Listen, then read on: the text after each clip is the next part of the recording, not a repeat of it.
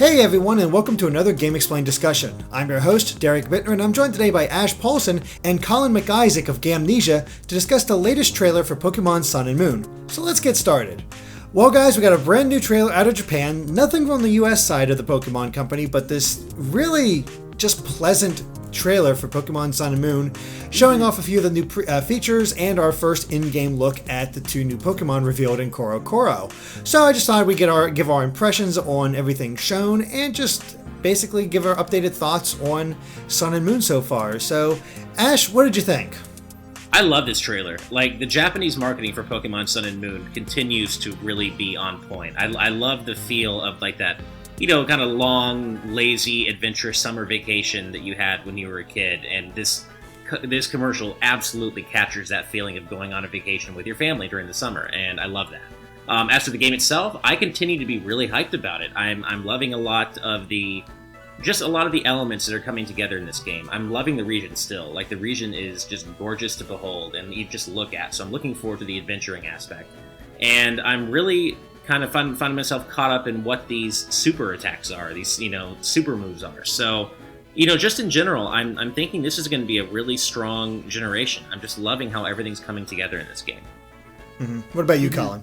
Yeah, I mean, couldn't have said it better myself. Those are a lot of the same feelings I'm having. I think those super moves, I'm thinking that's probably going to fill up that fifth slot we were actually talking about last time I was on with you, Derek, that fifth move slot there. But I also wonder how that's going to sort of affect the metagame or play into just the way that Mega Evolution or Synchro, I think it's called, the human Pokemon transformations. So I'm really interested to see how that plays out. But yeah, I mean, the marketing has been fantastic. Like Ash said, I am really, really loving that whole vibe of this game. So no, I'm right there with you guys. It was a fantastic trailer, and I guess since you already brought up the super moves, that's what I'm just going to refer to them as, because we really don't have an official name for them.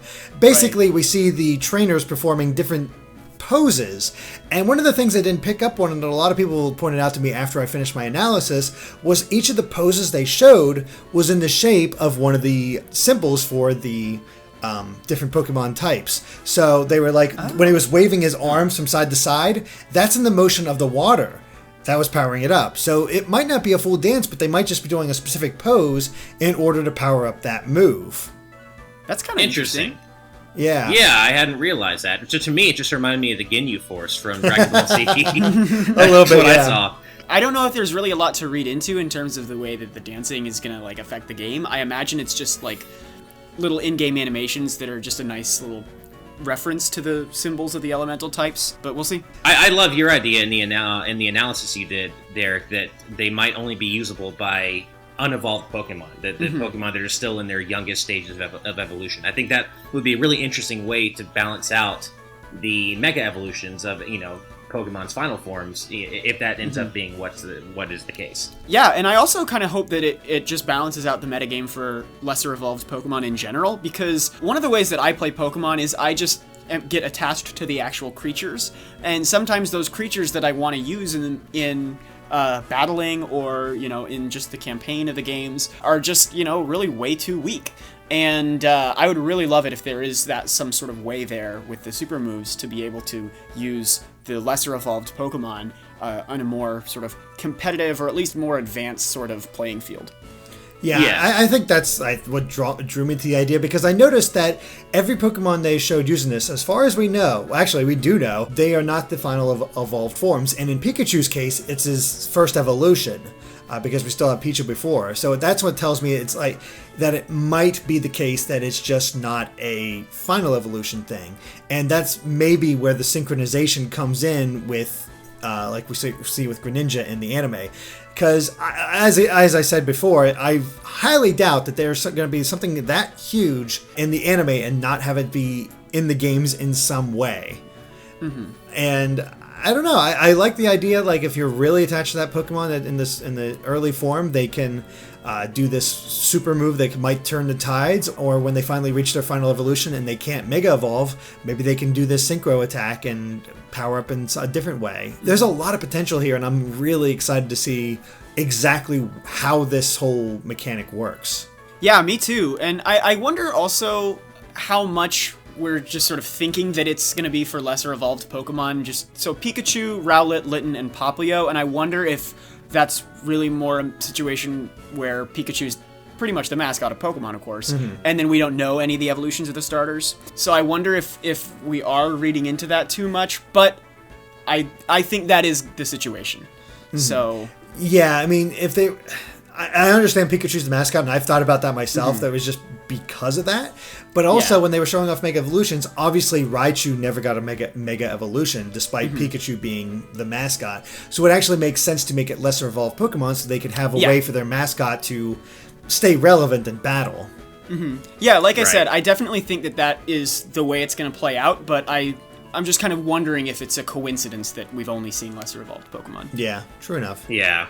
Unfortunately, there's not a whole lot to go off of when it comes to the super moves, but I mean, they look cool. Which element is your favorite so far, as far as the attack's concerned? Oh, for me, it's got to be water. It'll always be water. For Yeah, me. same here. I love. Yeah, I've always preferred water types, so that's my default answer. Yeah, I love water types, I love water benders, I love drinking water. I mean, Exactly. I'm water all the way, so yeah. Yeah, I think as far as visually, even though Popplio is my favorite, I do like Rowlet's super move, because they're just in this field of flowers and all of a sudden this burst of green light comes up from beneath them and just envelops the Pokemon. I was like, okay, that's pretty cool. It is really cool. Yeah. I love all the multicolored leaves on the ground. That looks. It kind of actually reminds me really randomly of the end attack from Final Fantasy VIII. Oh yeah, Completely randomly, but yeah. it's to me it sort of looks like a super solar beam or something like that. Yeah. Yeah. Yeah, no, the animations have really been fantastic all around. That's something I've noticed in general, actually, is that they seem to have stepped up the visuals this time. Like, I mean, Pokemon X and Y and Omega Ruby and Alpha Sapphire, they were fine-looking games, and I think they were generally attractive games, but they definitely, from what I've seen at least, seem to have kind of stepped it up a level for Sun and Moon. Yeah. Absolutely. No, they've really nailed the presentation so far, and I think that's why Alola does look just so appealing. Like, every new area that we see, it's like, man, I want to get out there and explore that. Like, even that path going up to the volcano with the lava on either side, it's like, man, what's on the other side? I'm really curious about that. Yeah, I kind of wonder if that's like a resting place for a legendary, or if there's like a story event that happens there. Yeah, who knows? Yeah, it's not really sure. It's definitely something climactic. Oh gosh, yeah. Yeah, it would seem so. Yeah. Something big's going to go down there. But I guess the other major thing that's come out for Sun and Moon, of course, is we have 3 new Pokemon. 2 that were announced recently with Korokoro, and another that got a trailer, but we just never took a chance to talk about it because it was just that Pokemon. So let's start with that one from before, which is Saladin, which I think I'm pronouncing that right. It is a fire and poison and fire type, mainly poison, with a new ability, Corrosion, which means that it can poison types and steel types, which is a really cool ability. So what's your guys' gut reactions to Saladin? Don't like it. Really? At all. Yeah, I mean, I'm not positive on it. I'm not immediately negative on it either. I like the abilities, I like the idea, and I'm hoping that it evolves into something with higher defense so that the ground attacks don't really destroy its poison fire type. But yeah, I mean, design-wise, it doesn't do a lot for me. You know, it reminds me too much of like Sandile and Krokorok and that whole line, which I never liked anyway. So I don't know. Good. This just isn't doing it for me aesthetically. I'm sure, even in terms of like typing strategies and battle strategies, it might be great, but I don't really battle competitively, so I go more on the Pokemon I would like to use in the campaign and the ones I like aesthetically, and this just is not doing it for me. Yeah, I play the same way. I actually like this a lot better than I did the Sandile line, but yeah.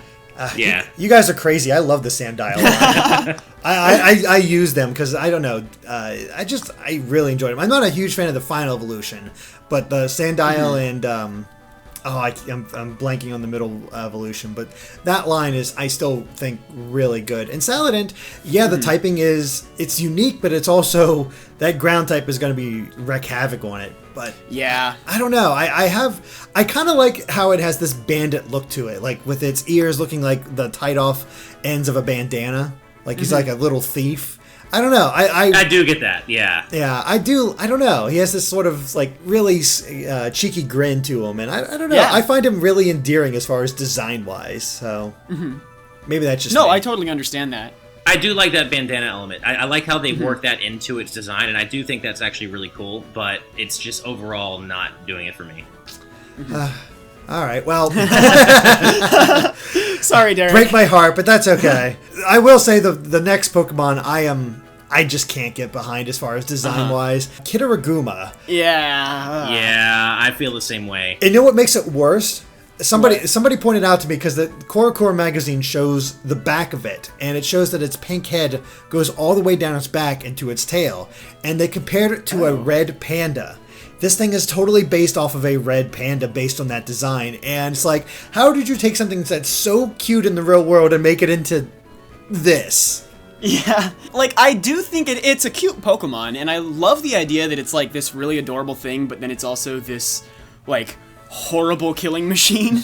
But, yeah, the design, I mean, it looks kind of like it's made out of balloons, but it's, like, Drifloon is great, because it's supposed to be a balloon, and it looks like a balloon Pokemon, but then this is supposed to be a bear, but if it looks like it's just been inflated way too much, I mean, I don't know, I don't like it. I don't either. It's just, I don't know, it doesn't have a sense of, I don't know, the design just doesn't come together for me. It's trying to be too many different things, and I don't think it comes together well at all. Mm-hmm. Yeah, it's unfortunate, because there is a lot to like about it. Like you said, it is adorable how it is this sort of cute thing that hugs too tightly and can be like put the trainer in danger. That's really great, but then it's, I don't know, have this just random pink head and the brown paws and everything. It's just unfortunate, especially because I love red pandas. Mm-hmm. I like the normal fighting typing. Mm-hmm. Yeah, and I do have some hope that it's going to evolve into something cooler, but I don't know, it's already so big, and I feel like it's just not going to evolve. It strikes me as one of those Pokemon that just is, they've only got the one form, and I'm not sure why. Maybe. Or maybe it has lesser evolved forms. That could be. I think it's the stark separation between, like, the black part of its body and then the pink head. It just looks like a fan design, to be honest. It just looks like a fan Pokemon. Yeah, and it looks like it's got that little, like, maid headband almost. That's what it looks like to me. And it doesn't look like that's coming from anywhere. I don't know. It just doesn't look like they put that much thought into it. I'm sure there's thought into it, but I'm not getting the design, I guess, is what my issue is. But yeah. I will say, our final Pokemon, Mimikyu. Which I got a lot of crap for mispronouncing that in the trailer, because I didn't quite realize I didn't pick up that pun. But Mimikyu, at first I wasn't like, what the heck is this? And then you look at it and realize what they're going for, and then you hear the backstory of it, where because it saw the popularity of Pikachu, so it takes the merchandise from 20 years ago and tries to mimic Pikachu, which is so freaking adorable. Yeah, I love that. It's so sad, and honestly, this Pokemon has meme written all over it. Oh, it already has it. All kinds of fan art is already everywhere. Nice, I figured. Okay, nice. Yeah, I mean, like you, Derek, when I first saw Mimikyu, my reaction was just an astounded, like, horrified amazement that they could design anything so horrendously worse than stuff like the Vanillux line and all that. Hey, whoa. Sorry, Ash. They're ice cream. It's Pokemon based on ice cream. How could you not like that? You are in the minority here, buddy. Wait, are you telling me you hate ice cream? No, I love ice cream. To draw here. Okay, fine, Triagonal. Can we agree on that one? Okay, yes, we can agree on that one. But yeah, then I read more about Mimikyu and found out what it was, and that's like, it's merchandise that it's wearing. It's a ghost that's like a sheet. So, now I actually love it. It's probably my favorite design of my favorite Pokemon of the entire lineup we've seen so far. One of the cutest and, just most endearing Pokemon that I've seen in a while. So it's probably one of my favorite, of the last couple generations. Yeah, I love just the whole idea of it. And I can't wait to see people's interpretation of what's actually underneath there too. Oh yeah. Yeah, that is because it's going to be horrifying. Oh, something awful. Yeah. Like because not Pikachu, but Pokemon can get really dark, and just imagine like what kind of like horrendous thing is under there is amazing. I also, looking at its design and the fact that it is a ghost and fairy type, I actually kind of feel that it's not going to evolve. That this is its only form as well. Yeah, I would agree with you. Yeah. Kind of like, I can't think of its name off the top of my head now, but the keychain Pokemon. Oh, yeah. Klefki, right? Klefki, that's it. Yeah, Klefki. Yeah, which it really feels like that should have an evolution, but it just doesn't. But the type... Well, what would it evolve into? Like maybe a big padlock, I guess? There you go. But yeah, I do like the Ghost Fairy typing. That's really cool. Yeah. Yeah, no, I've loved the fan art that's come out about Mimikyu, and... when I first saw it, my initial thought was, oh, it's kind of like Ditto, where every time it sees a new Pokemon, because I saw I think I saw its ability was Disguise or something like that, and now it's come out that it's actually called False Colors. I don't know. I thought it was going to mimic the Pokemon that they saw and have a different design type of thing for it and be kind of like Ditto. And when especially the one from the anime where it has like the beady eyes for whatever it mimics. And I thought they were going off of that kind of thing, but no, it's something completely different. And boy, does it work so well. Yeah, I was with you. I was hoping that we could see like a different kind of cloth for every, Pokemon, but I understand that would be a lot more design work than something like Ditto, which just turns into the other character model. Mm-hmm. It would be something if there's like, Pokemon have these different forms and generations as the generations go along, Mimikyu gets different outfits. Yeah, that'd be really cute. I can see why that would be way too much work, though. Oh, yeah. gosh, One Pokemon, yeah. Right.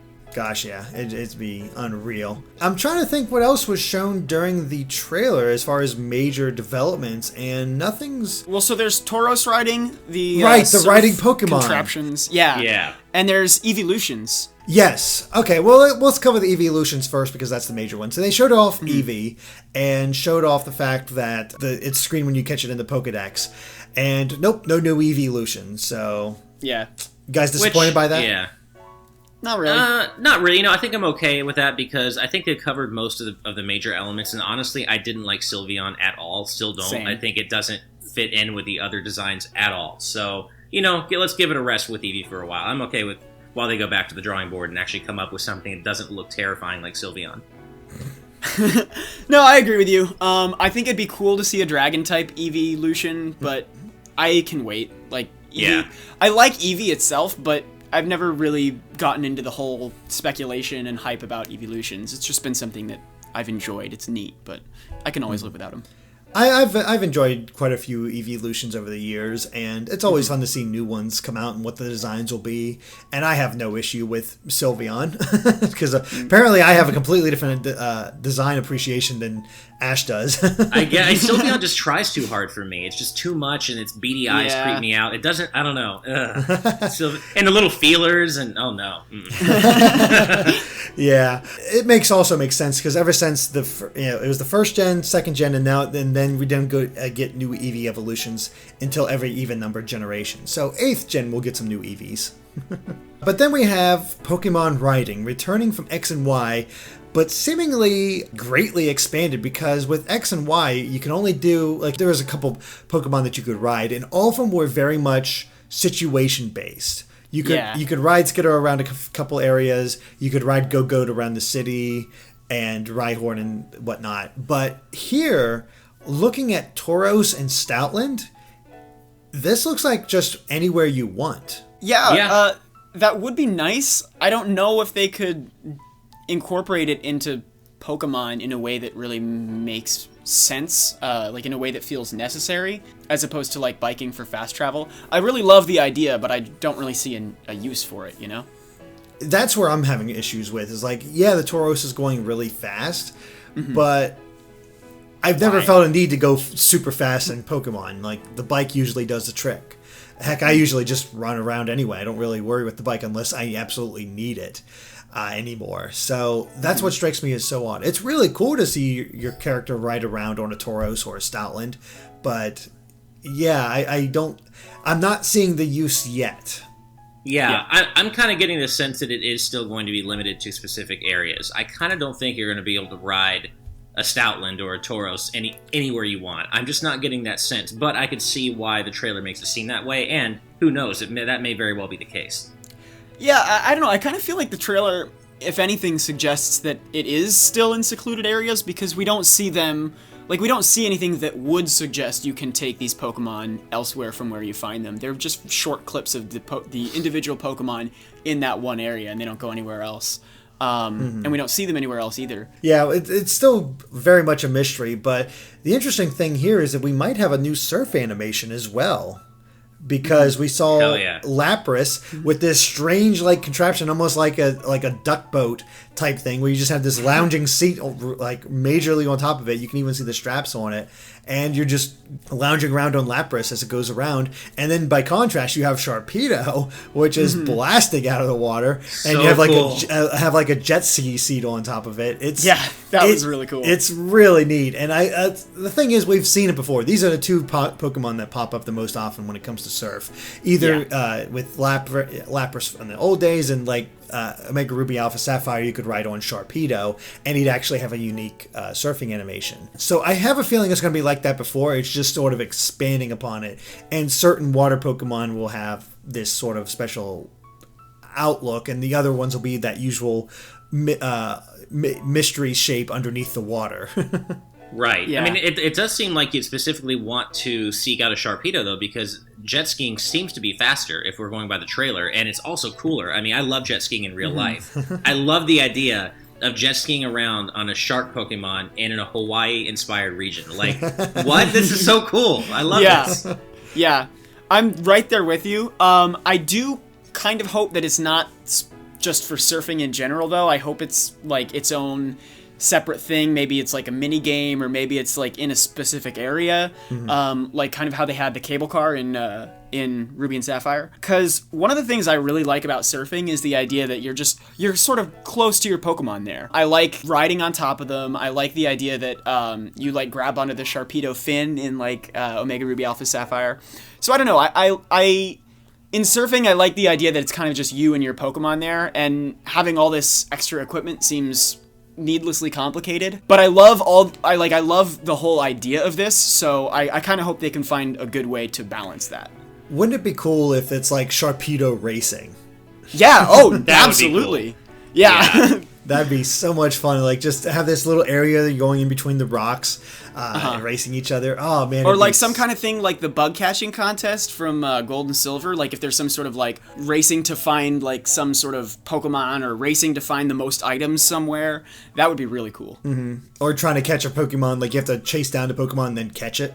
Yeah, and like you can bring different kinds of Pokemon into the race. Like, yeah, you can bring your Lapras or your Sharpedo or something like that. Mm-hmm. Oh, man. That's the thing. It's like everything they've shown so far of these different elements of Sun and Moon really just plays up how cool Alola seems. Yeah, definitely. It really does. Yeah, I'm such a fan of just the overall design aesthetic and just the vibe we're getting from this region. I'm really excited about it. Absolutely, ditto. It's been revealed that the next Korokoro is actually going to be showing a lot more of one of the other islands. Nice. Oh, cool. So we'll get to see what those towns are all about. We'll get to see a couple of the places we'll get to see. I'm really excited to see what they show off. Yeah, that sounds cool. I just want this new island to have surfing on Wailords. That's my ultimate dream, is to be able to surf on my Wailord. Yeah. Absolutely. It's like its own cruise ship, really. Exactly. Yeah. Oh, shoot.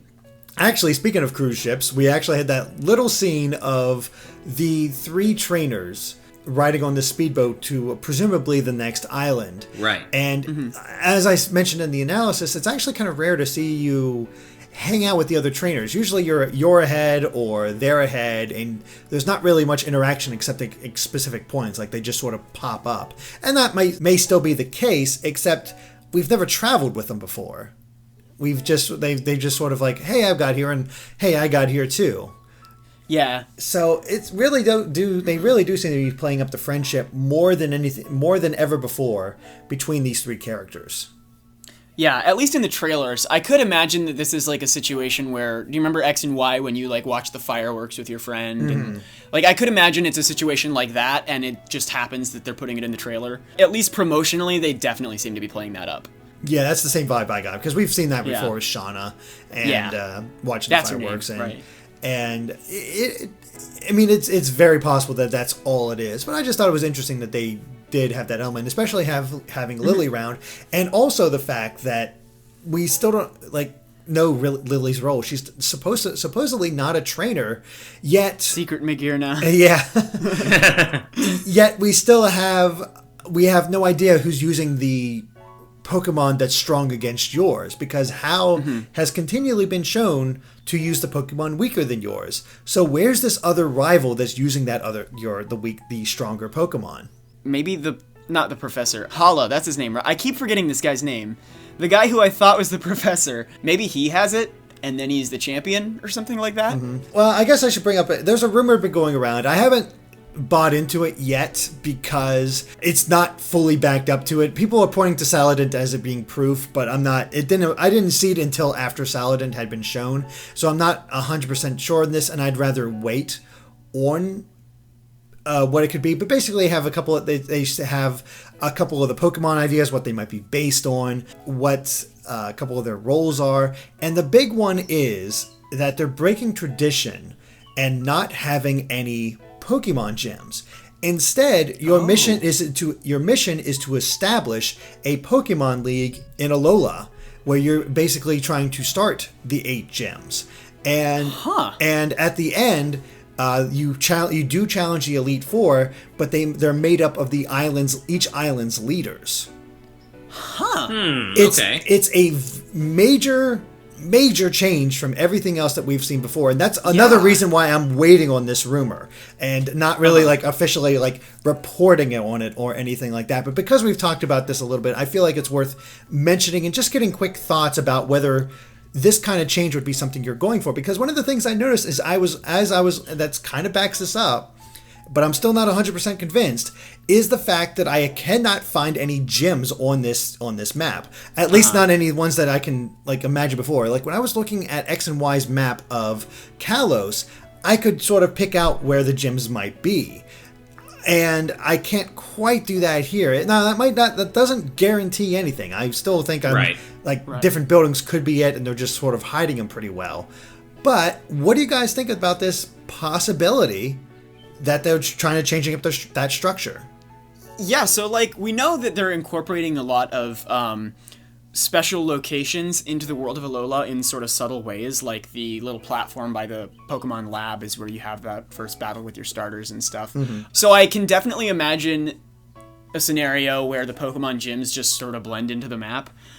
But if there's any other evidence beyond that, I would love to hear about it, because that idea is just that is exactly the kind of Pokemon game that I need right now. I would love that. Sounds so cool. And I'm getting kind of tired of the 8 gym situation. So I would definitely love to see that. And that sounds like an amazing way to freshen up this adventure.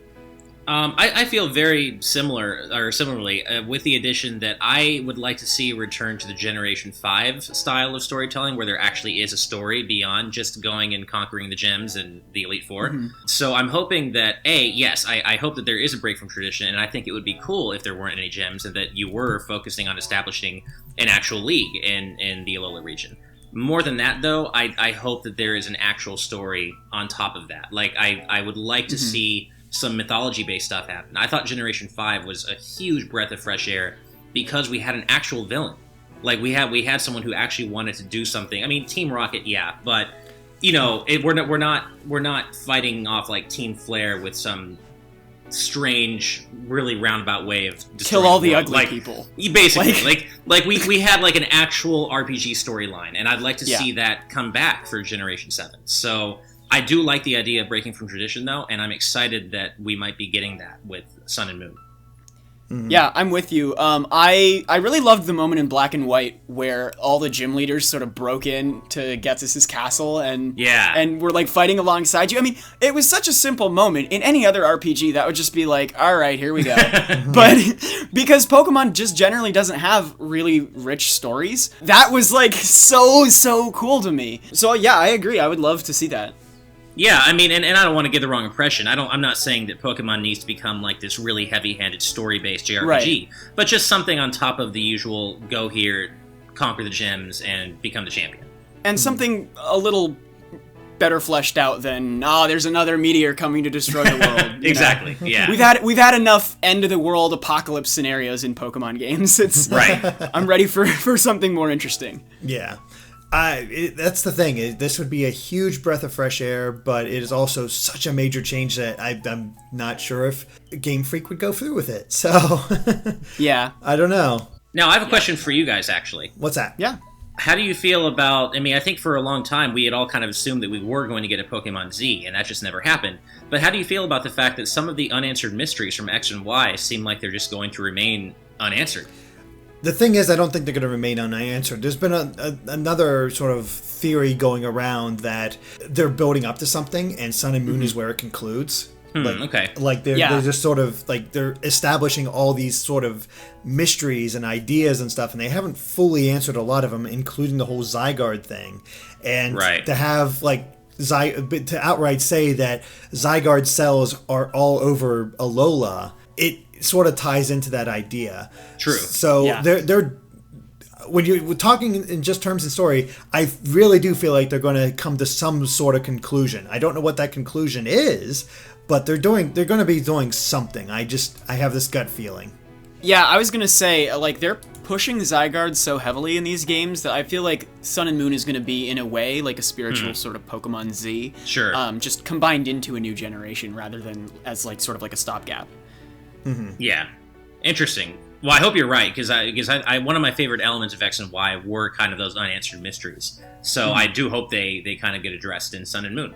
Yeah, that'd be really cool. And actually, this is just something that popped into my head, and it probably is not right whatsoever. But currently, in the anime, Ash is taking on the Kalos League. And he has never won a league in the entire anime. Using that idea of, like, establishing a gym, a Pokemon League in Alola, wouldn't it be something if Ash actually wins the Kalos League, and his mission for Alola is to establish the league, and that's how they get him to go to Alola? That'd be pretty cool. So if that would be cool. If he actually wins the Kalos League, that might be our indication that, hey, this might be right. Or, this would never ever happen, but it would be awesome if you were right, Derek, and then he went on to establish the Alola League, and he was the champion of Alola when he played the game. It'll never happen, but that would be awesome. No, that'll or at least Pokemon Trainer Red. Or Red, yeah. That would be. I would love the chance to fight Red again. Like in an actual mainline game. I wonder why they never revisited that. That was so cool in Gen 2. Yeah. I'd love to take on some of the previous player characters and see how they're Maybe doing. They'll just make it the avatar from Pokemon Go. Oh, gosh. Yeah. Let's hope not. Yeah. But, that's the thing. That's the thing that I've really enjoyed about Sun and Moon so far, is there's so much fun speculation about this game. And I don't remember having this much fun with the speculation in X and Y. For whatever reason. I don't either. It definitely seemed like X and Y were following the Pokemon formula a lot more closely, or at least, it's possible that Sun and Moon do the same thing, but at least in the promotional material they're releasing, they are leaving those questions there. Mm-hmm. So even if they unfold in the same way they always have, at least for now, the speculation's really interesting. Yeah, absolutely agree. And what a way to have to celebrate the 20th anniversary, really. Yeah, that's true. I think what we're seeing here is the result of Game Freak being confident now and seasoned with the 3DS. X and Y was the series' first foray into 3D. They had a lot of uncharted territory to cover. Here with Sun and Moon, that's all behind them. They know what they're doing. They've mastered the 3DS. This is a much more confident game, I feel, or set of games, I feel. Mm-hmm. Absolutely. I totally agree. Yep. All right. Well, any final thoughts on Sun and Moon in general or this trailer? We've pretty much exhausted my thoughts. I think only that I hope they make it more, or at least one more trailer with the kind of production values that they have here. I love this idea of going out and connecting with people. Mm-hmm. Absolutely. Yeah. All right, well, I think that covers it for our Pokemon Sun and Moon discussion. So thank you guys for watching, and if you like this video, be sure to like us on Facebook and Twitter at GameXplain. And Colin, where can they find you at? You guys can find me at Gamnesia.com, that's GAMNESIA, and you can find me at the Nintendo Week podcast, where I host a show about Nintendo news and discussions, and you can check out, we have a YouTube channel, Gamnesia TV, if you want to see some highlight clips and see what that's all about before you subscribe. Very cool. And of course, stay tuned to Game Explained for more on Pokemon and other things gaming too. Until next time, bye.